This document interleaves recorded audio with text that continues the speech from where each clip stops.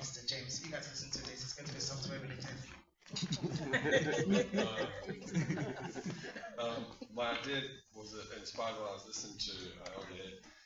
As a community of people who are many first generation in this country, there's a level of communication that doesn't exist where you don't know about these things that they exist.